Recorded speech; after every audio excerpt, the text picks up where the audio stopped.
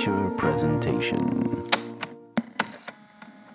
Welcome back to another Untitled movie podcast. I am one of your hosts, Matt Rohrbeck, alongside, he's allergic to tomatoes, but he is tomato meter approved, Eric Marchin.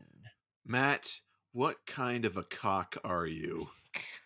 Today, I was going to say we're reviewing Yorgos Lanthimos' what you just said, but I'm not going to say that.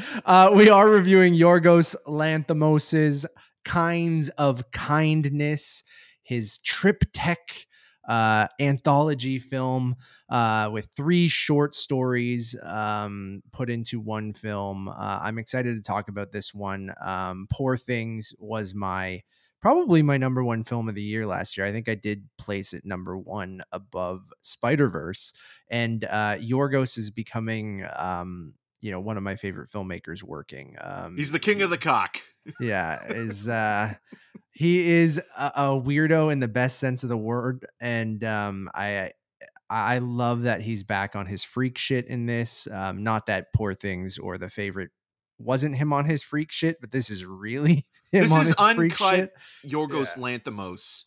If it was a yogurt, there would be no sweet in it. It would all be bitter. Just Greek yogurt. 0%, no fat, just plain Greek yogurt. No, there's some flavor in there. There's some definitely, sure. But it's a bitterness. It's a bitter, cruel, self-reflective, dominance versus submissiveness. Narratively speaking, we've talked about this in the past as well, that anthology films can be a gamble because the criticism with anything that tells more than one story within a narrative is that you're always going to compare and contrast each story. And in my movie-going experiences, whether it be the Decalogue or more recently Wes Anderson's The French Dispatch, there's never a complete consistency. I think there are some movies that do a pretty good job of keeping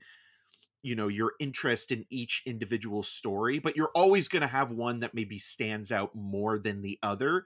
And even with this, I feel like this is probably one of the more high tier anthology narratives, and it causes anxiety in each individual story, but as a whole it is cohesive in some of its motifs and themes and how it's repeating certain visuals and compositions in a way that feels out of a whole, because it's obviously set in Louisiana.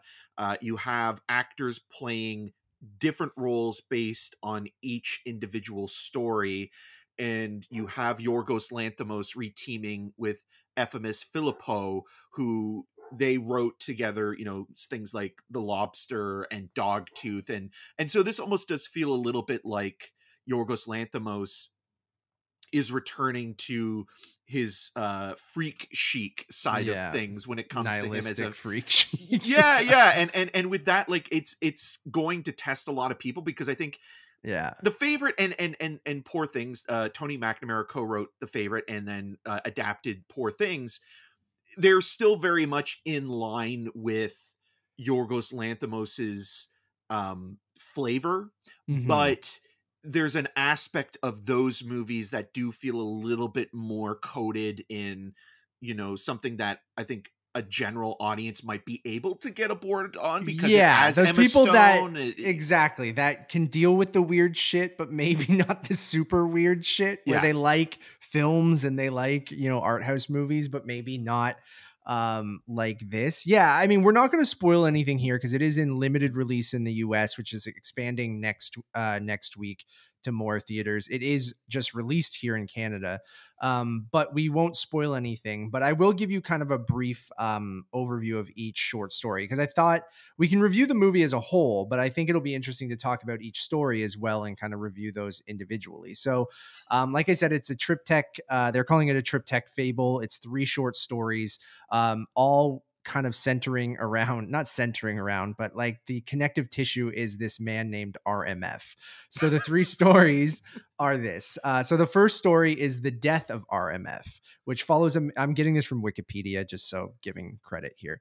The death of RMF follows a man struggling to take charge of his own destiny, following him quitting his powerful job that dictates what he does in a day. There's a lot more to it than that, but there's their brief overview. And this man is played by Jesse Eisenberg, who Jesse won Plemons. God damn it! I'm having one of those moments where I was thinking about Jesse Eisenberg earlier today. The trailer for his movie, yeah, a real pain. Jesse Plemons, who won the Best Actor prize at Cannes, plays this man who I believe is working for an architect firm, and Willem Dafoe plays the boss, who is literally building this world for him. And he's basically playing real life Sims, right? Like real life The Sims in a very fucked up way. Chapter 2 is RMF is Flying, which depicts a man plagued by suspicions that his spouse, who was recently returned after being reported missing, is an imposter. A lot more to it than that as well. Jesse Plemons, Emma Stone plays his wife in that one. And then you have RMF Eats a Sandwich, which revolves around a cultist after being kicked out of said cult for being contaminated, vehemently attempting to fulfill her task to find a specific person with the ability to resurrect the dead. And that's Emma Stone in the lead in that one, where Jesse Plemons is kind of the lead in the first two. I mean, almost a co-lead with Jesse Plemons in the third story, where Emma Stone is more of a supporting role in both The Death of RMF and RMF is Flying. So yeah, Eric, I mean, I'll jump into it as a whole. We can kind of give our thoughts as a whole and then kind of maybe go into each story or which one we like the most and things like that. But yeah, I mean, I'll just reiterate what I said earlier. Like, Yorgos is one of my favorite working filmmakers. I love him getting back to kind of that tone that we saw in The Lobster and Killing of a Sacred Deer, at least in his English language stuff. And then you get, Dogtooth and Alps and kind of getting very, very dark in his earlier Greek stuff. But I really liked this. Varying degrees of enjoyment in each of the three stories, as you mentioned, with kind of an anthology movie. There's going to be certain stories you really like, certain you don't. With only having three, I thought it was really well paced, especially being almost 3 hours long of watching these three little mini episodes. Like, I love chapter-based storytelling, even in a single narrative, but in an anthology film and having this very loose connective tissue with the three, I just felt like it split up the movie really, really well. And I was always invested or intrigued. And I felt like they all played out at the exact right amount of time. And I never felt like it was distracting with having the actors play different characters in each story. I thought each actor did an incredible job. And I think that's a huge testament to the skill of everyone in this movie. Like, Emma Stone's a huge movie star. Willem Dafoe is a huge movie star that are very recognizable. And Willem Dafoe is just, he's a chameleon, man. Even a guy who's so distinct and has such a distinct voice and face. Like, I lose myself in anything that he does. And that's surprising because he has such a distinct look and voice. But Margaret Qualley's great, Chau is great, Jesse Plemons is amazing, Emma Stone's great. So like the whole cast, Mamoudou, Athie, Joe Alwyn, and like everyone is very, very, very good. And I lost myself in each story, never going, oh, is this connected? Like, are they the same character? I feel like it's distinct in each one. I really do think this is a movie that I personally really enjoyed, but again, I think going into this, the only way I can suggest this movie to anyone is if you've seen, Killing of a Sacred Deer or The Lobster or Alps or Dogtooth, and you really liked even any one of those movies, right? Like, if you even enjoyed the tone and the pacing and the line delivery and all of that in those movies, you'll probably enjoy Kinds of Kindness. It might test your patience at times. It gets very, very dark and very weird, and it's almost nonsensical. And but I do like some of the overarching themes it's talking about, which you said with control and power and things like that. And that's kind of the overarching thing in all three stories. but it is not for everyone. It is not a movie that, even if you saw last year with Poor Things or The Favorite and you really liked those, but you haven't seen his earlier stuff, like I'd say maybe give it a shot, because I think that's where you dip your toe into Yorgos, is enjoying those last two movies. But it's a 3-hour movie. It's very hard to suggest to anyone, but when it comes to like a quote unquote regular moviegoer. But if you're a freak like Eric and I would say that If you're a big Corn fan, if you're a freak on a yeah, leash, yeah, you're gonna be good to go I'd on this highly one. recommend it. I'd say that they progressively get tougher and tougher to watch. Yeah. Like, and I don't know if that's the length Yorgos does throw in some of the darkest shit in that third chapter, because I feel like um, you know, there's gonna be a lot of walkouts in this movie for people who just randomly stroll into the theater. But there's some stuff in that third chapter that are really testing kind of some taboo things that you show in film. But yeah, I really liked it. I liked all three stories, but I do think they progressively got harder and harder to get into. But I really enjoyed my time. What about you? Yeah, there's a level of cruelty in these movies that it's going to be hard for a lot of people that are going in, as you already said, based on The Favorites and Poor Things when it comes to their experience with Yorgos Lanthimos, unless they have some previous experience with those other movies, like Alps and Dogtooth, obviously, but even in his English language films, there is a level of both satire and kind of almost archness in the performances and the delivery of lines and the expressive sort of quality in not the performances, but almost in the punchlines themselves. Like, it feels like the whole point of each one of these short stories is to set up and pay off in a way that is mean spirited. And if you mentioned Yorgos's other movies, but if you're also a fan of someone like Lars von Trier or Michael Haneke, those are other filmmakers that feel like, okay, they're willing to go to some pretty dark places. And even the way that these characters throughout these three stories interpret cruelty, they Yeah. almost, some of them see it as a way of love or connection, or will tolerate the abuse because it's a form of attention that they're getting. And it's almost like the wires of these characters are crossed, whether they be capitalists controlling their employees and telling them how to live, to the point of when you have sex or what books you're reading. If you should have children and all this Yeah, kind of stuff. and there's some really dark elements in that first one, and I think the first one is the strongest in the sense of, it reminded me a little bit of Stephen King's Quitters Inc., where you have this like one person sort of dominating and controlling every aspect of your life, and as soon as you rebel against it or say no or put your foot down, that causes more problems, and it becomes a situation where you realize once that deck of cards or that house of cards falls, there's an element, there's dogs barking, and I appreciate that because they play a big part in part 2 and 3. But with that house of cards falling, you realize, okay, well, how long have I been doing this?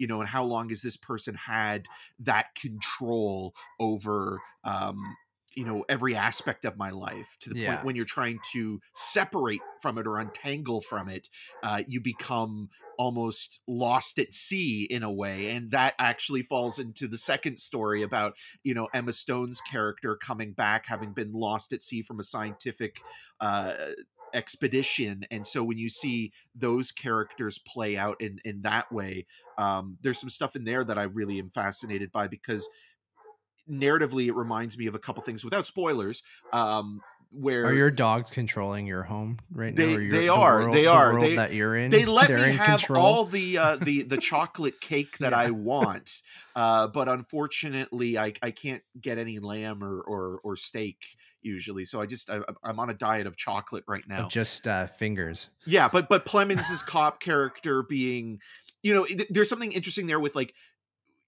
suspicion and paranoia about, is this person who you once knew or recognize. And I think like elements of that play differently from what you would expect it to be, because usually when you're confronting, say, an imposter, Yeah. usually the imposter is malevolent and Yeah. trying to do horrible things.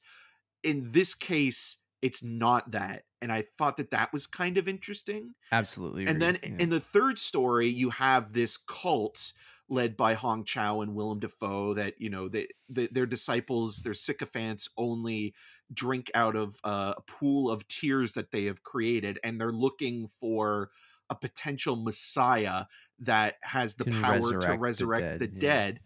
And this may be Margaret Qualley's character in the narrative. And so, overall, I think what's really fascinating, even looking at it from a point of view of away from the film, is that you can look at that dom sub relationship even with the director and the actors. The actors are doing things in this movie that I think pushes their boundaries or what they're willing That's to actually do a great point for the filmmaker, right? Like there's a scene in like, the second segment that is so funny that I could not stop laughing at, but at the same time, visually how it's shot and without ruining it, you're kind of stunned by it, because it's like these actors trust this director so much.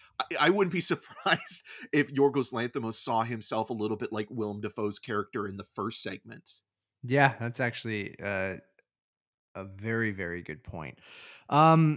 Yeah, I also liked its kind of dreamlike quality. There is a great monologue from Emma Stone in the second one, referencing the dog thing that I just pointed out with your dogs barking. But and they even called it they keep calling it a fable, right? And I like this otherworldly kind of vibe he brings into some of these stories, and even in his movies in general, where, and Poor Things especially, but where they don't feel of this earth, where everyone sort of feels like an alien in the way that everyone, and that's going even back to Killing of a Sacred Deer and The Lobster as well, where like no one talks how they should talk and everything is very stilted and awkward, but like it brings this weird comical, very dark comedic deadpan kind of vibe to all of his movies. And I feel like, even because I'd seen bits, or I'd seen Dogtooth and was like, what the fuck is this?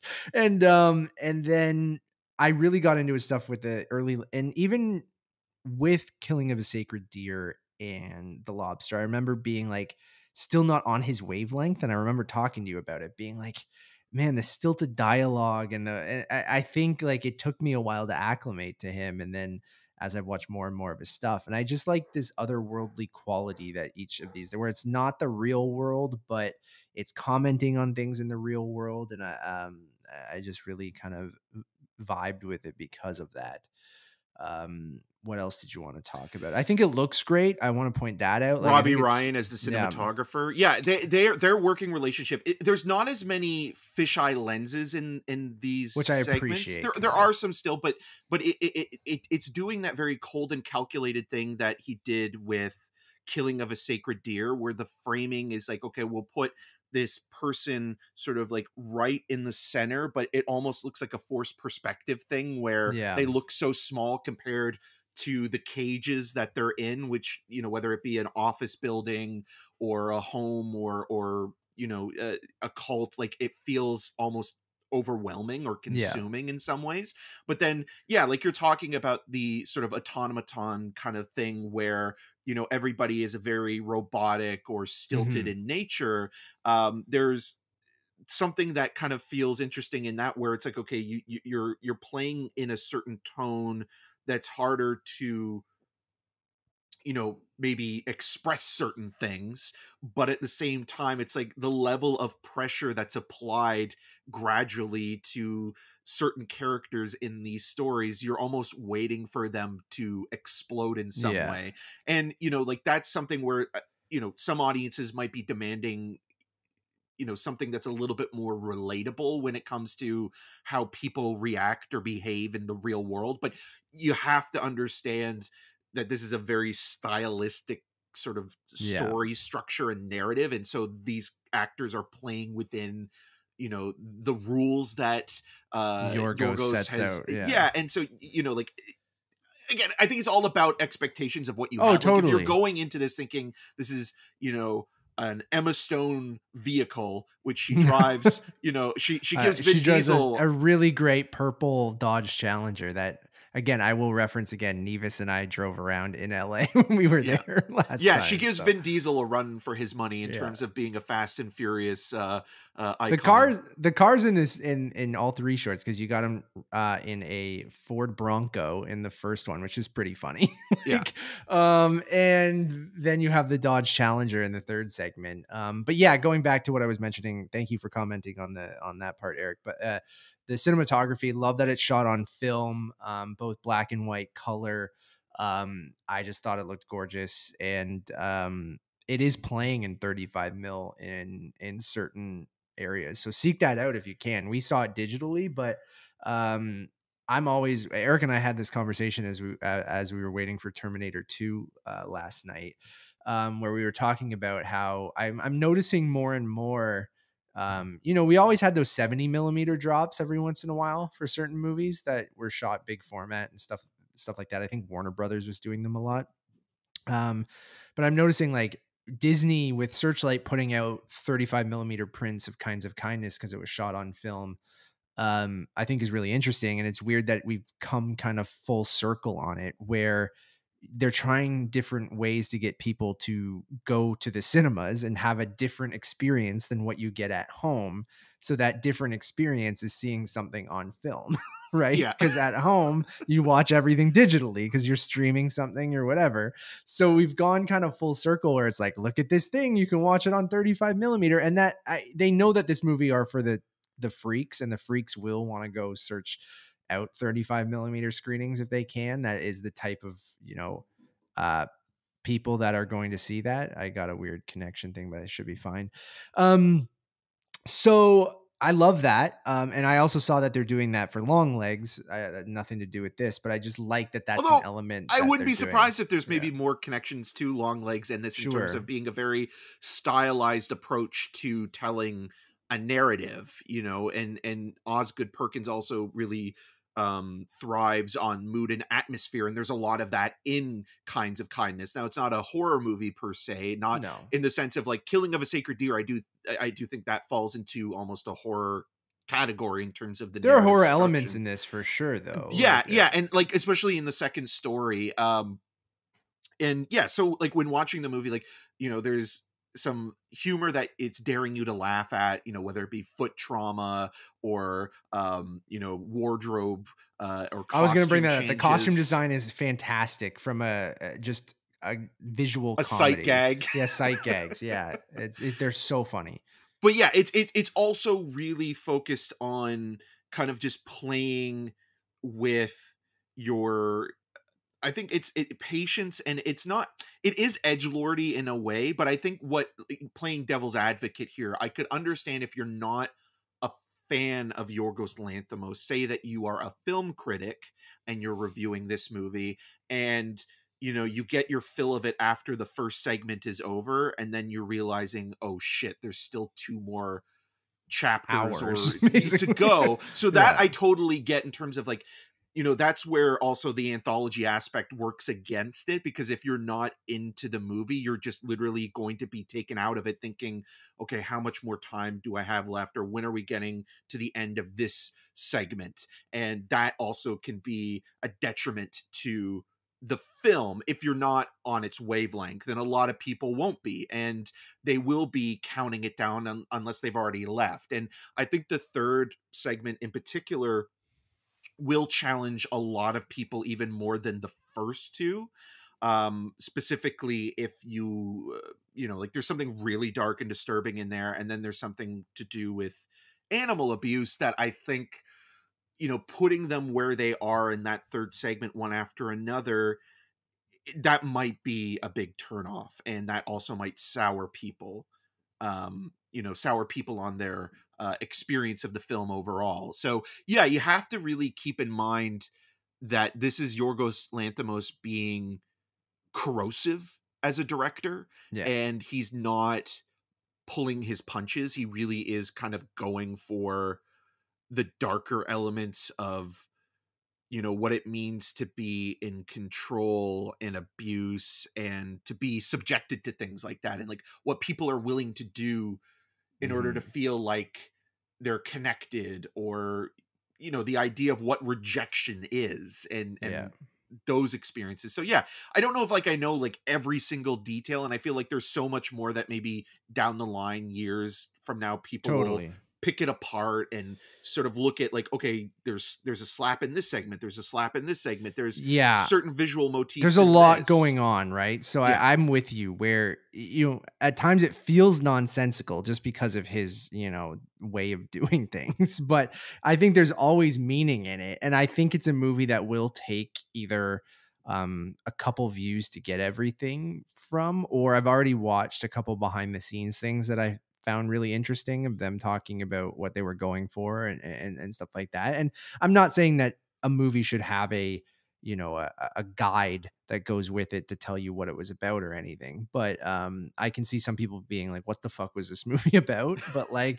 I'm like, fair. And I think our jobs as film critics are to like objectively look at a lot of this stuff, but we're all going to have personal preferences and tastes, and I think ultimately it is subjective, even if you look at it. Yes, I think it's expertly crafted, but then I think the subjective nature comes into, is Yorgos your vibe or not? Is Freak Yorgos your vibe or not? And I think that, like, much like I say, comedies are the most subjective genre because everyone has a different sense of humor. I very much think, because this is a black comedy, or I would consider it a black comedy, but like I think that's even deeper on the like, not, it's just not going to be everyone's shit. So take our opinion with a grain of salt, but by this point, if you're listening to this much, you probably are on the same page as Eric and I. So that means you probably are intrigued by this, at least, because I feel like you'll have your mind made up one way or another as you see this movie. Like, it's one of those, like, I always try to go into my reviews of like, what would a regular audience think, or what would the average person think? And I think with this one, I feel like, even with you, with like, say, a Marvel movie or something like that, like, yeah, there's some of them you like, but you mostly don't like them or whatever. They're fine.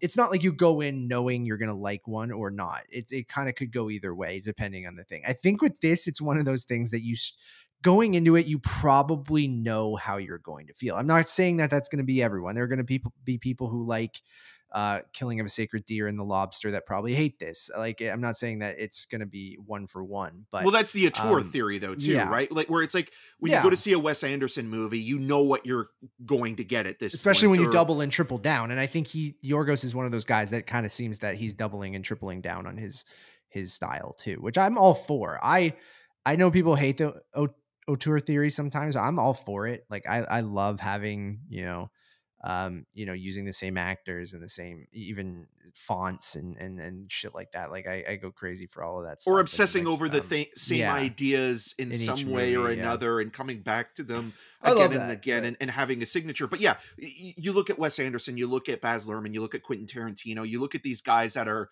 hyper stylized filmmakers, at this point in their careers, what you're getting into, at least on the aesthetic sort of basis. But even in their narrative structure and storytelling, they've kind of, found their milieu, and they're continuing to just kind of ride that line. Or as you said, like, they'll just decide, okay, you know what, I'm here now, and I'm good with this, so might as well see what I can get away with and keep going. Yeah, that's true.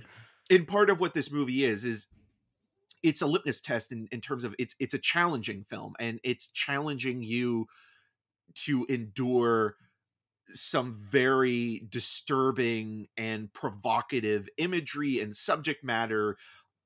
And with that, I think it being released in a multiplex almost is funny or comical in itself, where, when you see one of these types of filmmakers or films get released from a major studio or, you know, a smaller label through a major studio, like Yeah, this God, being I under the can't Disney believe. Yeah, I umbrella know. is a very funny thing to me, I because want it's the Kinds of Kindness dark ride at Disney World. yeah, You know yeah, what I mean? or you know, like them to include the characters in like a Disney board game or something like that in the future.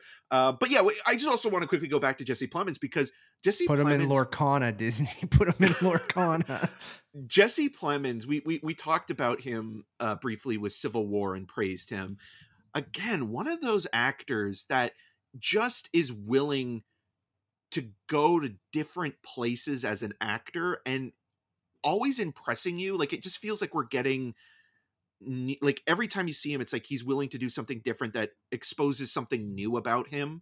And it feels like there's no bottom in terms of his versatility He's as a amazing, dude. performer. Yeah, he's great. And he really does look like Matt Damon in that second segment. Like, I Yeah. know it's been said before, but there's one shot of like him in profile that it's like, for a second, I was like, fuck, that is Matt Damon. Yeah, there's a point where he's like, you can't see because we don't have video right now, but he's like sitting in bed too, and he's just like the way that he's sitting, and he very much looks like Matt Damon. Yeah, but one of those great character actors that it's so nice when he gets like a meaty lead role, like in Yeah. this, right? Like it is always wonderful to see him show up in kind of a supporting role, and that's mostly what he's had in his career. But I think in this, for him to be kind of the lead of 2 out of the 3, and then be kind of a sort of co-lead in the third one, or you know, a big supporting character in the third one, I think is awesome. And yeah, he's so versatile. He is another one of those guys that, you know, you love seeing him show up, but you can lose yourself in each role. Like, I never go, oh fuck, it's Jesse Plemons, I'm He can be in distracted. Battleship, and he can be in I'm Thinking of Yeah. Ending Things. You know, you can put him anywhere, and he, even though like, yeah, he's a character actor, he still feels like you can make him a movie star in the art house world. But even putting him in bigger films, he's always a welcomed presence and adapts to any film. And like he feels like a director's actor in that way, where like he's up for Anything, being the right? vessel Yeah. of the filmmaker's vision. And Like, he and Emma fully Stone trusts too. them. Yeah, I know. I You know, mean, like shout out Emma to S- her. Yeah. She's been producing amazing stuff. She's been doing She's keeping it amazing weird. stuff. Like Emma Stone easily, like her career is incredible. Like just where she started and what she's doing now, and probably might be my favorite actress. Like, I don't think of those things often, like having a favorite actor or a favorite actress. Like, that just never crosses my mind, because there's just so many different ways to kind of talk about that. But I, you know, super bad, I was obsessed with super bad in 2007, and she's incredible in that. And going from super bad and looking at her filmography, and the progression of it from super bad till now, I think is kind of incredible. And then, you know, producing stuff like I Saw the TV Glow and Problemista, and there's something else recently, I think Well, The Curse, you know, The like Curse, that yeah. is amazing. Like, to see like just this small amount of time to see, you know, the 2 movies you mentioned that she's producing, and the Jesse Eisenberg film, going back to Jesse Yeah. Eisenberg, you know, both A Real Pain and When You're Finished Saving the World, you know, that's incredible. But then you look at her run, you know, post La La Land, where it's like, you know what, I'm gonna find the esoteric weird movies to be a part of. And you know, the 2 Yorgos Lanthimos movies, you know, recently, not including The Favorite, but, you know, Kinds of Kindness and Poor Things, and then The Curse, like all those things back to back to back. You're Mhm. just like, I wish more actors were this daring, you know, because like obviously there's a certain amount of career consciousness where it's like you want to make the most of, you know, maybe a moment in your life where you feel like, oh, I can go and do whatever I want, or I have the options to go and make something. Yeah. But Emma Stone's like, fuck this, I am going as weird as humanly possible. Absolutely. And I'm going to produce, and I'm going to star in these things, and you know, like I'm going to bring attention to these filmmakers, but also at the same time, you know, the filmmakers themselves will be able to stand on their own. And so like I just really do appreciate her so much for, you know, putting herself out there as both, you know, a weirdo, but also just, yeah, a really terrific actor. Like she is completely game for anything. And I don't like using that, like the term like fearless or what have you, but like Yeah. she's so daring in what she is willing to do. And like Jesse Plemons, you feel as though there's no sort of bottom. Like they're up for the challenge, and they'll always be willing to, you know, give the creative control over to their filmmaker, but still be a part of that narrative and not simply be submissive to it. And with this, you're watching these actors who obviously are comfortable with Yorgos because they've probably either seen his works or they have worked with him, so they kind of know what they're getting themselves into. But there's a feeling of like, okay, you really do have to be trusting to someone to do some of the stuff that happens in this film. Yeah, and I'd say I'd put Dafoe in that category too. We're kind of repeating what we said earlier. But Dafoe's just a freak though. Like I feel like he's that guy's like, yeah, I'll do it. But he's learning from him, right? Yeah. Being an older guy, and that is one of those freak dudes that will do anything like on film, basically. Like just he'll give himself up for whatever, and he'll always give it his all, and he'll always be in weird shit, populist shit. Like I love that. Dafoe is really down for anything. Dafoe is down Dafoe. So I really like the movie. I'm, you know, again, my only criticisms is that, you know, I liked certain ones more than the other. And I do think that it didn't wane because I enjoyed every story, and I felt like it was separated enough where I never really was like, oof, this feels long at 2 hours and 45 minutes or almost 250. But I'm going to give the movie right now. I need to still, I think, sit on it even longer and maybe give it a second watch eventually, but I'm going to give it a 4 out of 5 right now. I could rate each individual story and get an average, but it is one movie. So I'm giving it a 4 out of 5 right now, but I really, really enjoyed it. Yeah, I don't know. There is one thing I disagree with that. I do think you feel the length a little bit when it comes to by the end of it all. Not that any one story is unevenly paced or feels like it overstays its welcome. I just think as a whole, once you are finished the film, you will feel a little bit exhausted by it, whether you're still engaged with the material or even enjoying it in terms of like being some sort of sicko masochistic laughing, because we were laughing quite a bit. I laughed a lot. Yeah. And so like I do think you do feel it once it's over. Like it's not one of those movies where, you know, you're like, oh, you know what, I could watch that again right away. Where I think with like Poor Things, that was something where I was like, you know what, I'm really excited to watch that again. Where Kinds of Kindness is like, I agree with you. I want to watch it again, and I'm sure I'll get even more out of it the second time. But it's like, okay, like I need some breathing room to just kind of think about it a little bit more. And that's also why I'm giving it a 4 out of 5. And I do think it is one of the stronger anthology narratives that is such a niche movie playing, you know, limited now, because as you mentioned, as we're recording this, it's playing limited in the US, and it will expand at the end of June and throughout the summer. And you know, it will probably last in theaters for maybe like a week or two at best. But it's just so wonderful that a movie like this even exists, and that Yorgos and Emma Stone were able to kind of get this thing going. And you know, shout out to, you know, Robbie Ryan and, you know, the people that are putting this thing together in terms of the production design.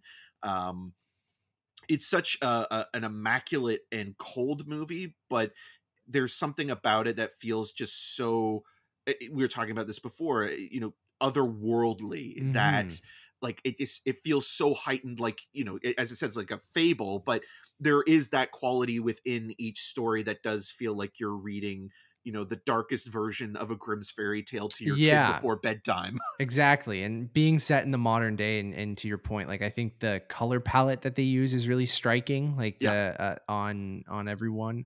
It's almost there's almost like it's not aggressive, like it's got a texture to it, but I would say almost what people are wearing, or whether it be the wardrobe or the environments, are more sort of striking in their visual the contrast aspects. Is really kind of, that's what stood out to me. Well, like, the Dodge Challenger, right? Like the Challenger, Emma Stone's purple, like kind of maroon suit, even her and eyebrows and the and the lipstick, and you know, Plemons's hair, and you know, talking about like shoes or sandals, or we didn't even mention it, but there's an amazing sight gag early on in the film that involves a piece of a sports equipment or memorabilia that is all so that stuff is funny. very funny. Yeah, all that stuff's great, and like the commentary on the mega rich and what they find important, and and things like that, and collecting and rare artifacts and stuff like that. Rare.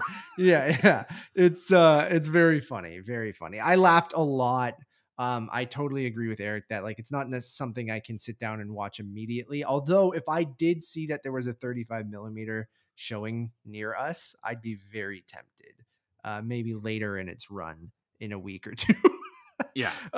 You got to give yourself some decompression time after watching this movie. And even if you don't like it, that's okay. Like that's, like I think there's a lot of people that, even after our screening, that were trying to give Yorgos Lanthimos the benefit of the doubt, just in being like, oh, maybe it's not my thing, but I appreciate it for what it is. That he exists. Yeah. And it's okay to hate it too, because like it's understandably like there are, other filmmakers like Harmony Korine where, there's such a specific style and and Roy Anderson and Buñuel and all these guys where it's like you at this point what you're getting with Yorgos Lanthimos. Like it would be funnier if he made like an actual true Disney movie that was almost like middle of the road. I think that would be more shocking. Like this isn't as shocking when you know the work. But I think if you're coming in from it from either just Poor Things or The Favorite or knowing nothing about those films, you're going to have a rude awakening.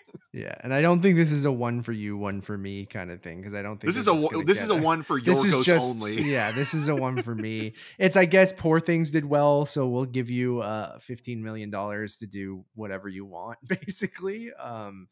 And is his next movie with Searchlight again? Or? No, it's actually at Focus Features. Oh, okay. So it's a remake of a South Korean film about two like conspiracy theorists who think that a capitalist is actually an alien, and Emma Stone and Jesse Plemons, I believe, are the leads in that.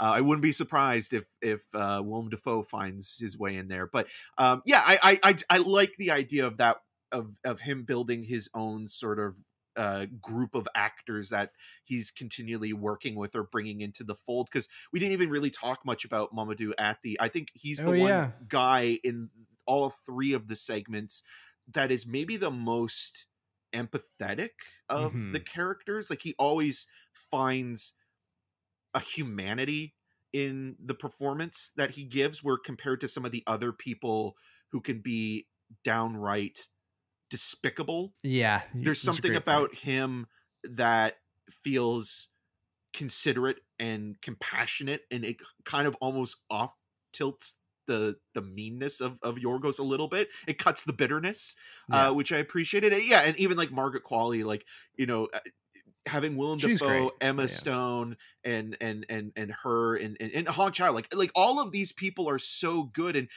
even Hunter Schafer in that one scene, like what she's willing to do in that moment, it just feels like, okay, again, it's all about trust and giving yourself over to something where I think the submissive nature here is that Yorgos Lanthimos is appreciative of those that are being controlled by him, and he's not ultimately cruel. It's more of a collaboration rather than just a control. But there is an aspect of it's like, how far can I push this actor to do this weird thing? Will you do this for me? And then they trust him, so they do. So it's good shit. So a 4 from me, a 4 from Eric.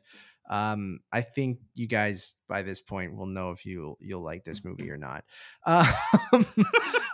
Thank you all for listening. We really do appreciate it. We'll be back on video at some point. I'm just in the process of moving again for the 407th time. So we're going to be audio only for the foreseeable future, probably even through TIFF. Except you won't see in the foreseeable future. Yeah. If you like this, we have a ton more reviews and interviews that you guys can go check out at untitledmoviepodcast.com or at Letterboxd, which is untitled_movies. We have reviews out right now for The Bike Riders. Accents the movie. Yeah. Inside Out 2, The Acolyte, the first 4 episodes, which is now available for everyone. So Eric and I finally get a new episode next week. which is great. We can be part of the discourse. Oh my god, I feel so I bad know. for Amanda Stenberg. Like, I know. we knew this was coming. We even She talked seems to be about handling it well. Oh yeah, she did I mean, she funny rap thing on her Instagram, and good for her for standing up to it too, because it's like that shit. We talked about it on the Acolyte. We knew it was going to happen. We knew. Yeah. We reviewed it before it came out, and we knew what was going to happen. It's just like stop, we know what a Yorgos stop Lanthimos. Watching. Stop watching. We know what a Yorgos Lanthimos movie is. We know how Star Wars fans are going to react, and we were even talking about this with the boys, because I know you watch it, where the fans that are conservative or like anti-woke are now starting to realize, well, the whole point of this is making fun of this you. group of people.